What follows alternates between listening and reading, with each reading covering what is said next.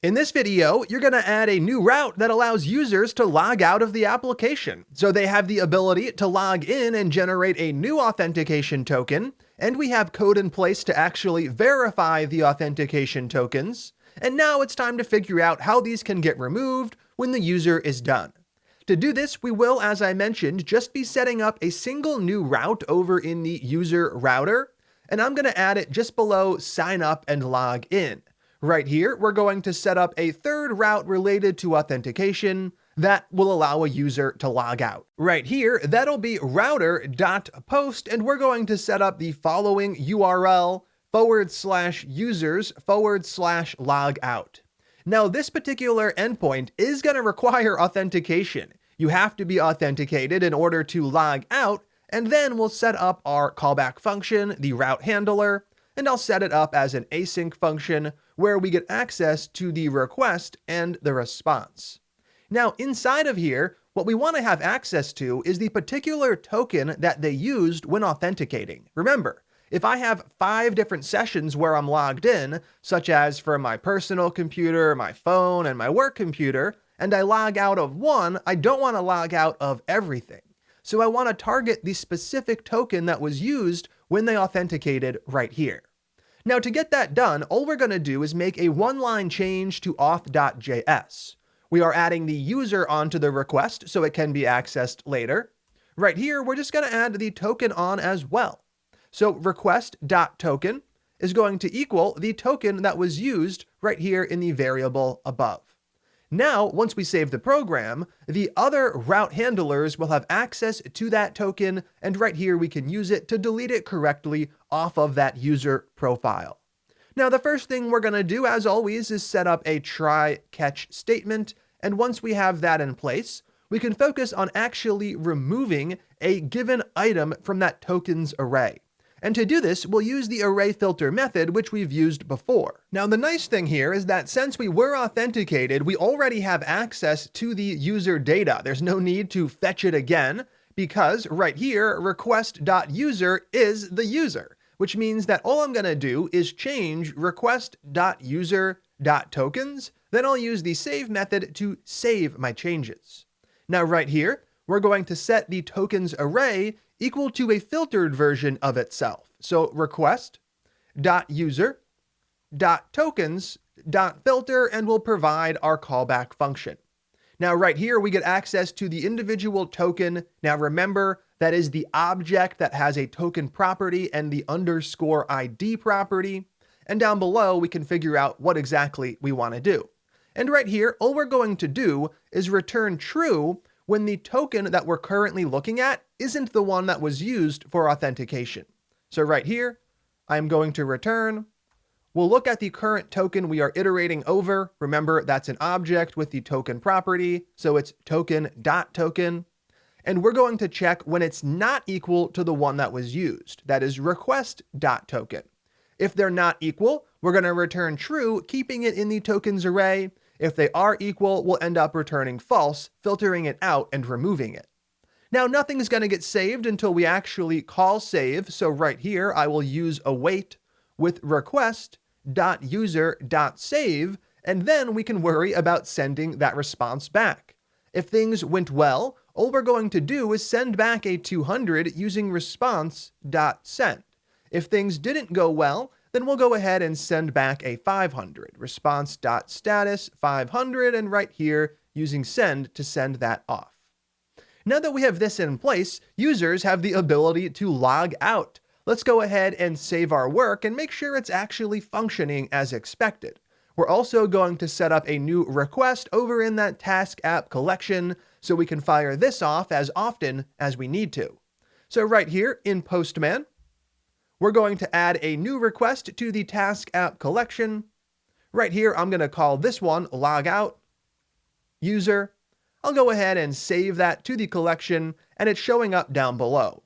I'm going to drag that up above, keeping it organized with my other routes related to authentication.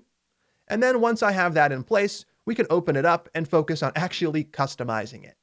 Now here I want to use the post HTTP method, and I do want to use my environment variable, which we ended up setting up in the last video.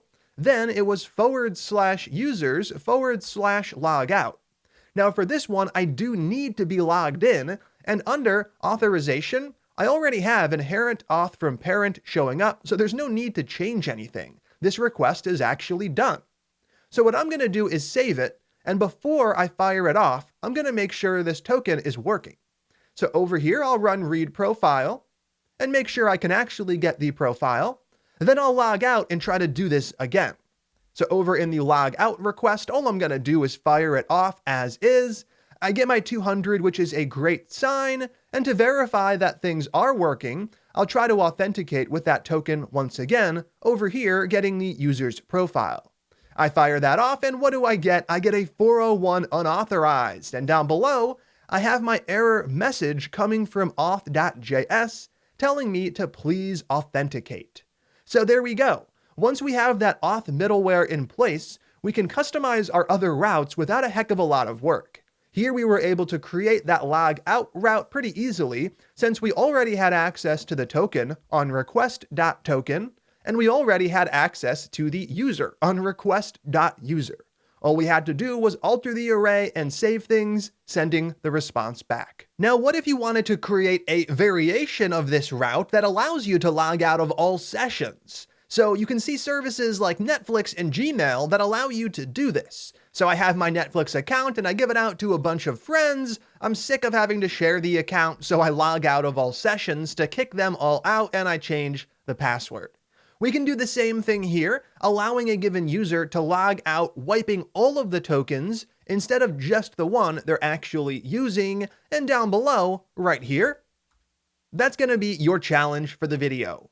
So your goal is to create a way with a new route to log out of all sessions. You're going to set it up as the following: post/users/logout_all. Then you're going to set up the route handler to wipe the tokens array completely. You'll send back a 200 if it went well, or a 500 if it went poorly, and finally, you'll test your work.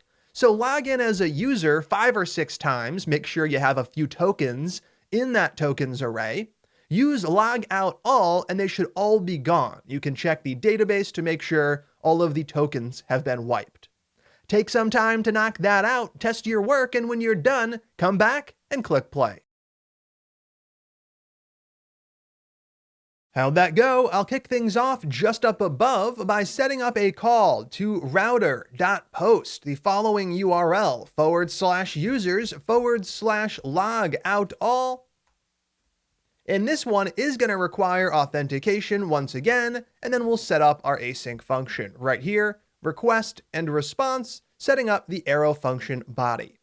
Now we have to fill out the actual route handler itself, and right here we'll start by using try catch as we've always done, and then we'll move on to the actual task of wiping the tokens array. Now up above, we have to use filter to filter out specific tokens while leaving others in place. But to wipe everything, all we do is set request.user.tokens equal to an empty array. Then we can go ahead and save those changes. So I will await request.user.save, and that's it. Now we can just send back the appropriate response.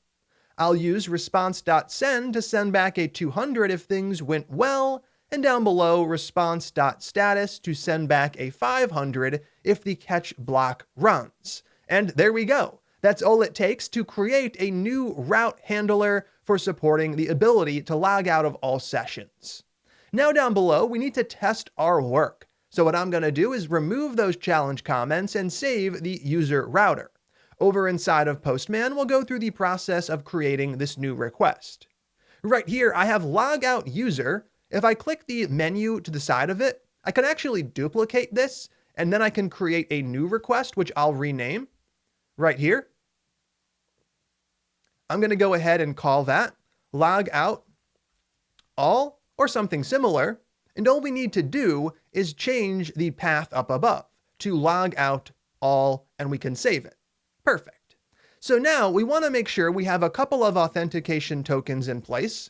What I'm going to do is log in a few times. So right here, I'll go ahead and log in.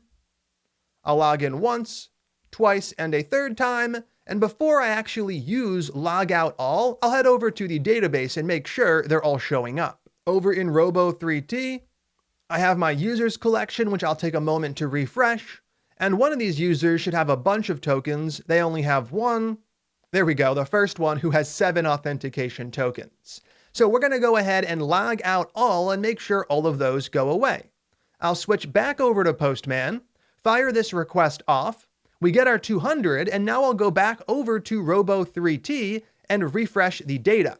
If I expand that first user again, what do I see? I see 0 tokens in the tokens array, which is fantastic. So now users have a log out ability for individual sessions or for all of them. And now users can perform all of the steps in the authentication process. They can sign up, they can log in, they can use their login token, and they can log out. From here, we're going to continue adding more features to the application. In the next video, we're going to learn how we can hide additional data that's getting sent back. Things like the user password and user tokens, which we never want to send back to the client, even if that client is authenticated. All right, let's jump right in to the next one.